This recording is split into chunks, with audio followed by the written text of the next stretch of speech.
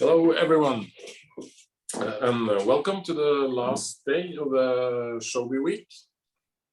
We had interesting keynote speakers and exciting panel discussions the whole week. And now we are at the final day. For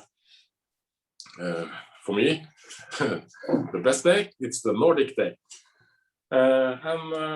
My name is Jonny Gangsøy, and I'm Education Director of Showbie Nordics. And I met Showbie for the first time in 2014, and I think it's very exciting to see that we have more than 3 million users in over 180 countries all over the world today. So I'm feel really privileged and also happy about being a part of the Showbie family, and for me also the Showbie adventure. Some practical information about the session. We soon will start. You can ask questions, so use the Q&A field on the top of your screen, and we will answer the questions in the end of the session. The session will be around 30-35 minutes, and I'm very happy that I can introduce Jakob Hansen from Denmark. He will talk about inquiry-based learning and project-based learning. And I think I can introduce him in many ways, but I think this is a good way. He's an EdTech rebel, and I really love every kind of rebels, so that's great. He's an CEO. He is the friendly disruptor, and also Jakob makes lifelong learning playful. So I think I hand it over to you, Jakob, and I really look forward to listen to you. Good luck. Thank you for the kind introduction and for giving me the opportunity to speak at this event with all this great lineup. Today I would like to tell a little bit about my experience with challenge-based learning and inquiry-based learning. So we'll start here, travel back in time and show some projects from the past, from the time before COVID. So I will go over to my presentation. Just a second.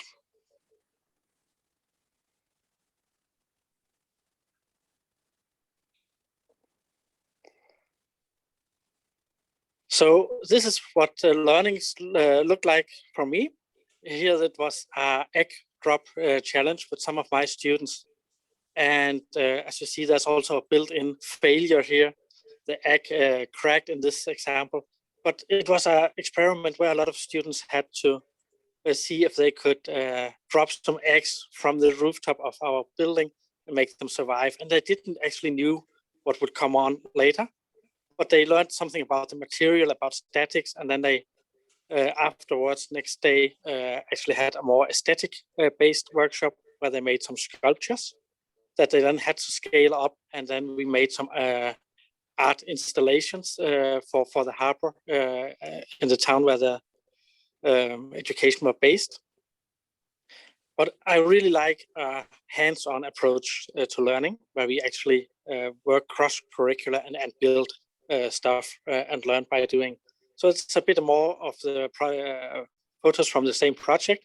Here they're building bigger models with triangles, so there was a lot of math involved, and there were some limitations on the materials as well. But they also knew that they had to create an experience for the users or those who are passing by at the harbor. So it was some interactive installations, just to give a little bit of feeling for it. Here's a short video to show a little bit of one of the few days where the sun actually was shining in Denmark. We had to record that video. So it is education for students that are 16 and over. And the idea was really is challenge-based cross-curricular.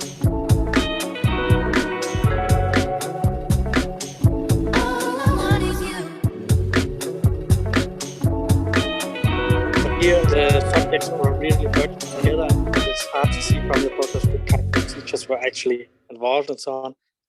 Here's a different project, but again, just to give some pictures on what learning looks like for me. Here they had to make some interactive furniture for the city as well. Here they are turned upside down so that they could put some lights and electronics into it. But especially Magnus, one of my good students in the upper right corner, I think that's how learning looks like. You can see nearly that he's a little bit frustrated or wondering about what where the things he is, the electronics he is working with there right now. He's really challenged at that moment, I think. But he was a really great student, and of course managed to make a really interesting art installation in this case. But just again to show some pictures of some learning that is really hand-on, and where they produce some content that, or some products that are getting used. So at Flow Factory, that we call which we call the education, we had a certain process for how the projects were organized. So everything was cross-curricular, and we had projects that spanned from 3 weeks till 5 weeks typically. And everything started with a challenge, but it wasn't us as teachers giving them a challenge. It was often a company that came in.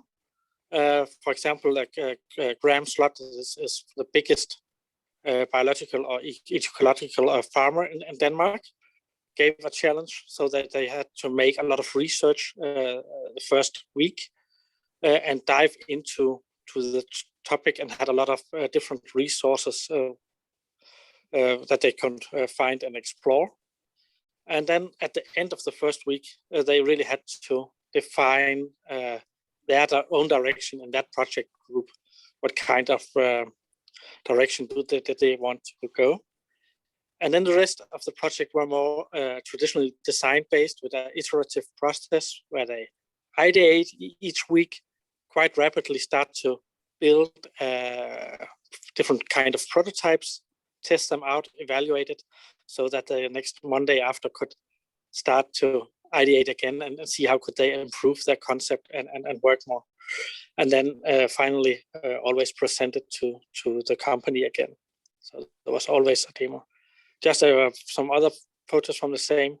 Here, that's actually a keynote where the slides are adjusted so that they fit exactly on a screen from an iPhone. And that made it possible for them to demonstrate how they thought an app could look like. And that was a couple of weeks into the project, so they hadn't had much design lessons on that particular time, but they actually could try some things out. They could make some usability testing very early on, and there was a lot of communication and so on in it. So it was a quite nice project.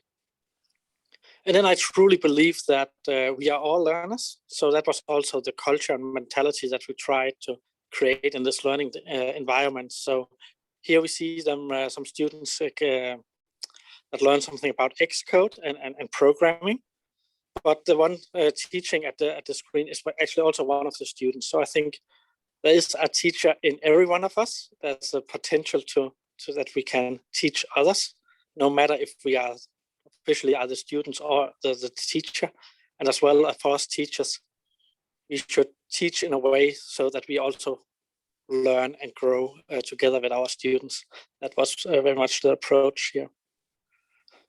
So that was just to give some pictures on some of the projects that I created together with the students. And we tried to work with inquiry-based and with challenge-based learning in a way where we always had a real-world company alongside. The main idea is, of course, to give them some of those that we often call 21st century skills. That was the backbone in this education. So really to think about, okay, we still need to give them the groundwork, basic literacy, numeracy, and those skills.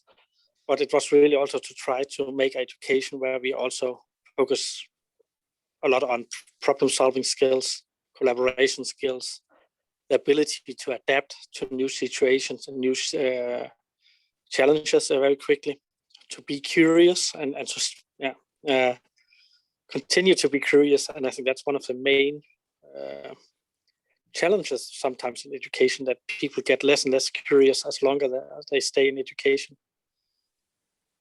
But the idea was really to create a building or a learning environment where creativity and technology met, and where all the more traditional subjects still were present, but had that were coming together around creative and projects where technology played a huge component in solving those challenges.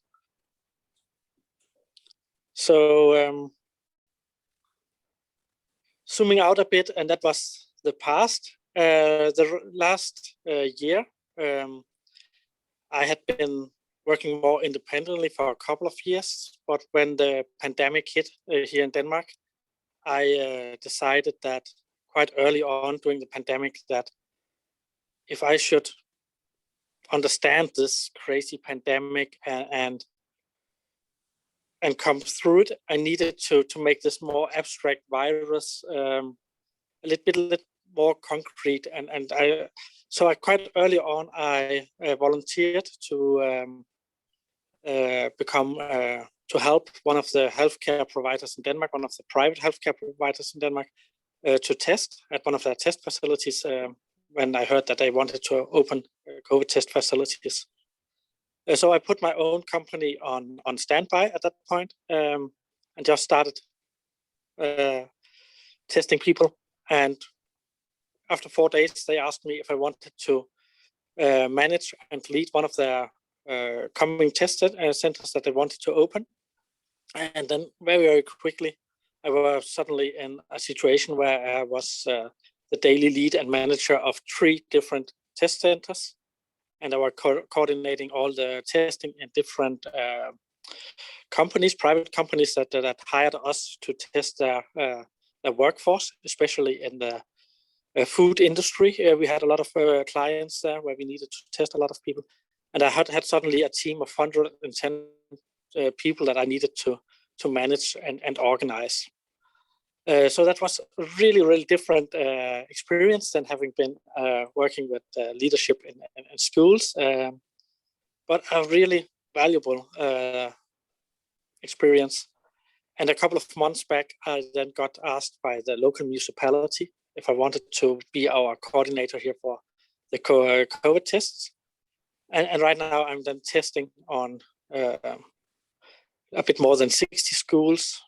More than 7,000 school kids get tested twice a week here. And we have nearly 100 institutions in total where we visit twice a week, and around 24,000 tests in total. So that's a really, really interesting task. And I'm really happy to have taken this shift and both working in the test centers myself alongside all the great people that we have on the team, but also just being responsible for rolling out the test. And I think in Denmark, we are luckily, we have a really good test program where most people get tested twice a week. So we have quite high numbers. But some of the things I think experiences that has given me, or when I speak with some of my fellow my good friends in education, and also when I think back on how I experienced the beginning of the pandemic, I think there's 2 kind of mindset. I think many of my friends that stayed in education have experienced it a little bit like suddenly building a bridge while having to pass this cliff that suddenly came. So the pandemic was a sudden disruption, and this uncertainty started, and then they needed to build a bridge on the fly, and we didn't know. So we thought we have to find some good solutions. Maybe this first lockdown will take 2 weeks, then we go back to normal, and then about 2 weeks more, and there was this. We didn't know the time frame, and we didn't know if we should find long-term solutions or just find some short-term solutions.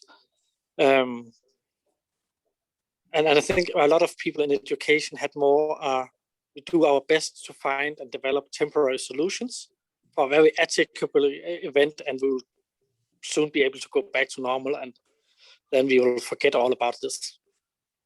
For me, after shifting into this healthcare industry, it was really like jumping out of from a cliff or out of a plane and then building a plane on the way down, like Reid Hoffman, also the founder of LinkedIn, said. And I think that metaphor describes my experience quite good. And it has been really interesting to see that a lot of the leaders that I have worked with, and especially in the ambulance services, that they really thrive in this uncertainty. And many of them has, it's situations like this that they live for, and to see how excited they were about it. But also it's a culture where we had to scale up very quickly and to scale down again and to adjust. So it's a very agile culture that even if I have worked at some of the most innovative schools, this was just agile and innovative on a different level because we have to execute extremely quickly. Sometimes we had less than 4 days from when we knew that we had to test in a new area of Denmark with maybe 10,000 tests a day. And then we had 4 days to be ready to do that. So that was some nice experiences. But I think we have all had some very interesting experiences. So one of the big questions, I think, is how have our very different experience from navigating and leading change in those very uncertain times last year impacted how we think about leading change in the future. So I think that is one of the topics that I'm really interested in. And when I meet colleagues and interesting people that have had an active role either in education or in healthcare or the vaccine program and so on, I think it's so interesting to dive into and see, okay, those experiences from the last year, how will that actually impact the way we think about change in the future? So when I have worked with challenge-based learning, inquiry-based learning in the past, before the pandemic, I was quite I wanted to try to forecast the future. I wanted to describe when would we have self-driving cars? Would our students experience that? Would my kids grow up? Would they never be able to take a driver license? And trying to forecast all those technologies that we see are coming, and try to think about how can we create education that take that into account or build on that.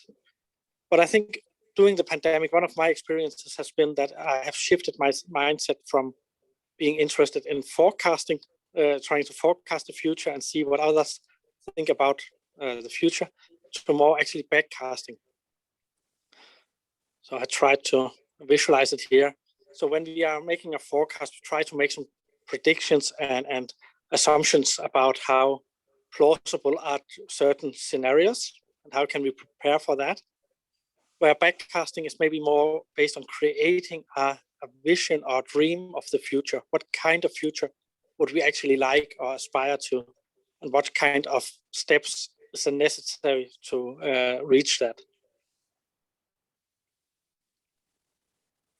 And sometimes when I talk to fellow leaders in education or teachers, innovative teachers, it can be very difficult to have those discussions based on forecasting of the future and when will we have some certain technologies and how important will they actually be.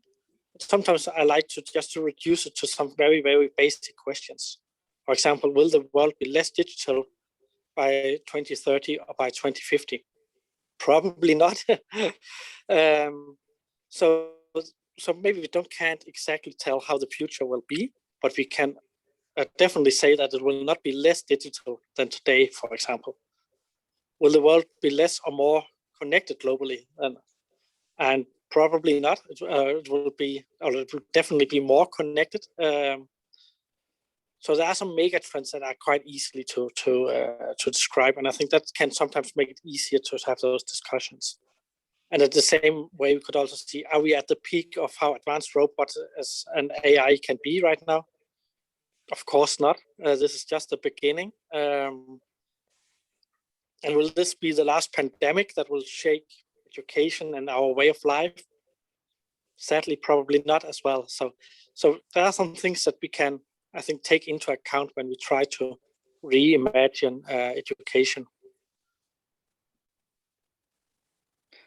So I think having this idea about backcasting instead of it allows us a much more positive approach where we imagine what kind of future we actually would like. So instead of trying to forecast which technologies will be dominant and which kind of jobs will they make obsolete, it is more interesting to make some positive scenarios about a hyper-digital future. And how will we then prepare them for that? And I think this also allows us to ask some more open questions, say, okay, what if kids had more equal access to education across the world? Or what if platforms like Showbie would be accessible for kids around the world? Could they actually be classmates even if they live on different continents then, and so on? So I think that's my mindset about trying to create a vision and then backcasting and say, okay, how can we actually prepare for that vision of the future is much more interesting. So where I've worked with forecasting things or tried to be quite obsessed about that for many years, but I think that easily creates a dystopian feeling and makes us worried about how on earth shall we prepare our kids or learners for this hyper-digital, hyper-complex future. And I think having this different approach to it allows us much more to say, how can we actually ensure that our kids feel prepared to create positive impact and thrive in this hyper-digital future that is also full of opportunities for them. So now we've talked a little bit about some of the projects that I have made and what I think learning should look like. And hopefully you've seen that I think it should be very hands-on. I like it when the subjects, they are mixed together and meet around a certain challenge. But here it is, I'll try to give some topics on what I hope for the future will be some important things. I think the pandemic has shown us that for our well-being, it is so important for kids and grown-ups to be creative and to be playful. So I think that after this pandemic, I hope this will be a renaissance for art education, for dance, for music, for all kinds of making and creativity in the educational system, because I think that also allows kids to stay in touch with their emotions and have some more shared learning experiences. And we have a long time in education also debated the analog versus digital qualities, or should we have a one-to-one program with one or the other platform, or is it much better to read in a book than on a screen, and so on. And I think this pandemic has shown us that discussion or that dialogue should be dead now. People, they could bake sourdough bread and use hours on that, making something analog, and still showing the world it on Instagram and so on. So I think those worlds are just so intertwined and so connected, and this discussion about what role should technology play in education is super artificial or old school to have. The digital technologies are just a way of everyday life. But I think also the pandemic and the lockdown for many has shown us there's some power in slowing down. I think for many of us, it was maybe the first time we had opportunity in our life where we were forced to slow down or to stay at home. And one of my thoughts is also, is the time and space now for slowing down in learning as well? what if people sometimes had, or students, learners, kids had some small learning projects where they had a lot of time, a lot of iterations, where they maybe could work on a very little project, but they had the opportunity to revisit that project and make small iterations, make it better and better again. And maybe do it as a side project to other things. But I think there is something where we have had a tendency to speed things up in education and be very concerned about or focused about to hit some certain learning goals at certain points in the child's life. And I think actually we have seen everyone that it's really healthy for us as humans to have periods in our life or have certain times out during the week where we really slow down. And I think that could be an interesting topic to explore in education in the future, in some projects, and really slow down and make some small projects where it maybe is just a goal to make a little piece of art or a small piece of literature, but really revisiting it again and again and again, and then work with the quality of the project instead. One of the trends as well that I think we will see in the future, or I hope that some schools will explore, here that was a visualization traveling in time, but I think also we have a generation now, the first kids or some of the kids living today will maybe also be able to visit other planets or die on another planet where they were born, and that just made me also reflect on, I think,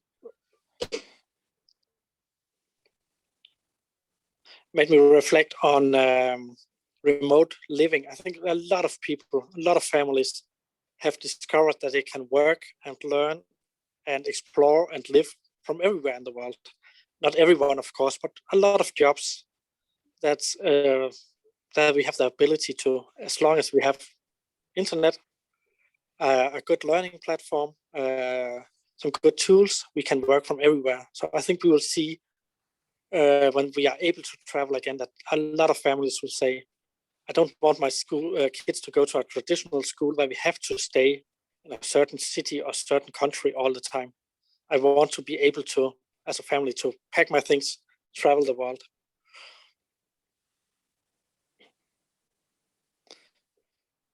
Then I think that we will see a lot of projects that are based on challenge-based learning, but around sustainability. Every project, and especially maybe the year before the pandemic with Greta Thunberg, and then there's passionate youth that we luckily have that are really passionate about creating some positive change.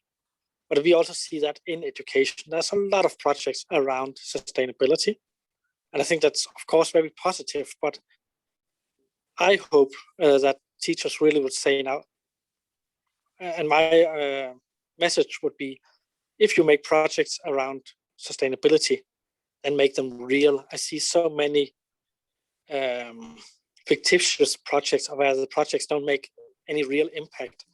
And I think we really owe our new generation or our kids to make projects where, if they work with sustainability, they should not just write about it or make some projects that 2 weeks after are taken down and that haven't made any impact. If we do that as a school, make projects around sustainability, then give them some real power to make changes at the school, make sure that they can actually create some lasting impact on the school or the local community, and design some ambitious projects around it, because I think they are totally capable of it. Other topic that I think we should be aware of in education is that democracy. How do we actually create projects or create school cultures that make our kids aware of how important it is to take care of our democracies? Not only during the pandemic, we have really also seen that democracies have crumbled or been under pressure, and for the first time, the World Democratic Index has actually been lower. So we could go in the wrong direction. I think it's actually super important that we create projects where those values of democracy and equalness are in the center again, and that we are not afraid of making that a part of school. And I think that's the last idea or topic that I would really like to see in challenge-based learning or in education in general. What is that we are working seriously with diversity, that we encourage that. And I think we see that in a lot of Scandinavian schools. So to recap, I think because of this, those experiences from the pandemic, and because I hope that some of the topics that I just talked about will become very important, I think that art, creativity are some of the things where we can easily work with those more softer topics in education. So I really hope that we see this renaissance of making and creating, and also both in a more design approach, where maybe are useful projects or products coming out of it, but also just maybe some art projects where people can explore also their own feelings and their own well-being. So that was some of the thoughts that I hope will play a big role in challenge-based learning and in education in general in the future, now where we come out of it. With those experiences of the pandemic in mind, I also encourage you to reflect on which kind of traditions, routines, and approaches in education that we have done for years and years have actually turned out to be obsolete or old-fashioned or not necessary when we look back on the last year, where we have worked in totally new ways than we used to. It could also just be asking ourselves questions about, does class size actually really matter in the future? Here in Denmark, a lot of kids, they follow something that's called sofa school, the couch school. And some of the best teachers, they really made some really interesting TV programs, but hundreds or thousands of kids could follow that.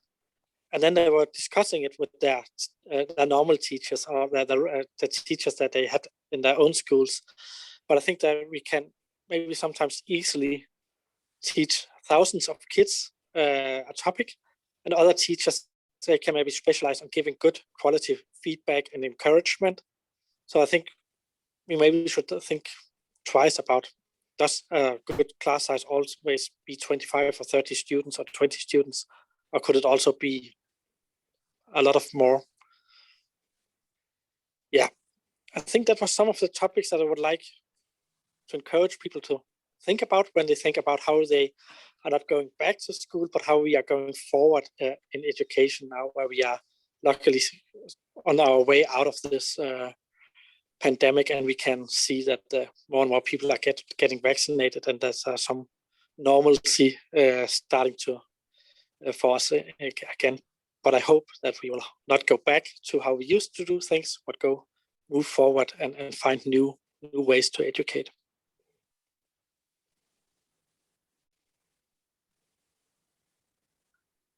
Thank you very much, Jakob. I think it was very interesting, and you have a lot of experience in inquiry-based learning and project-based learning. And if anyone wants to ask questions, just put them in the chat or in the Q&A field. But I actually want to ask you a question, Jakob, because you are a former innovative educator and school leader.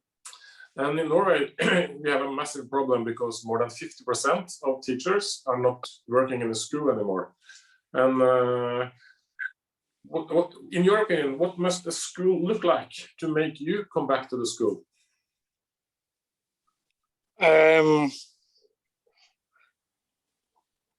I think that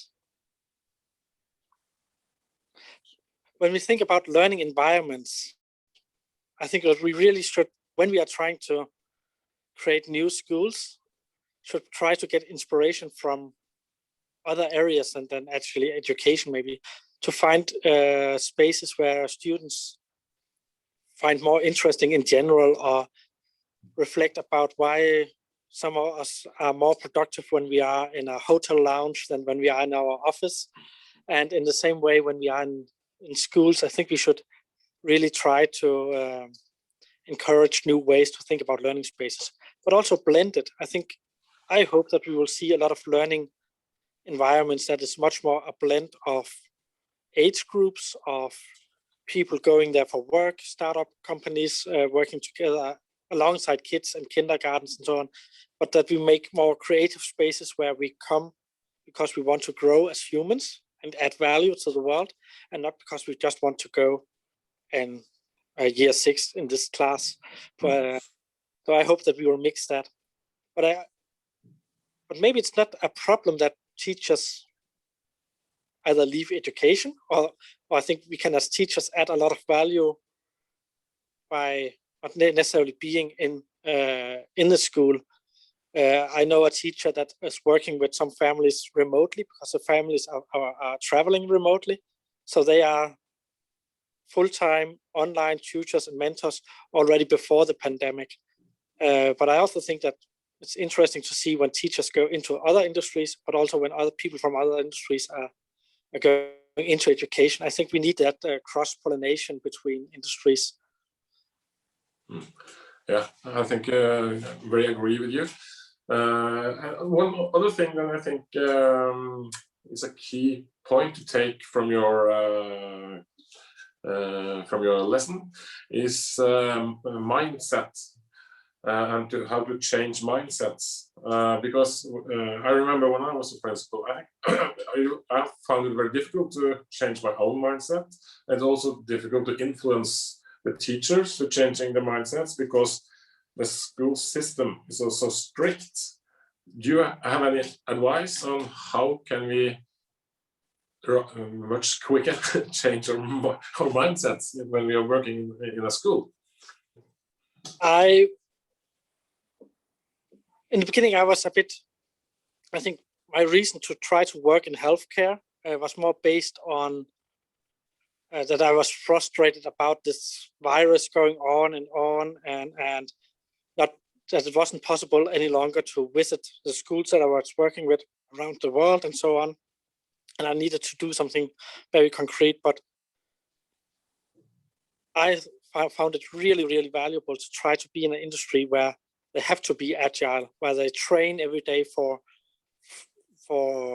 maybe it's a car crash, it's a fire or something, but they train for those uncertain disasters where they have to do something valuable and good in those.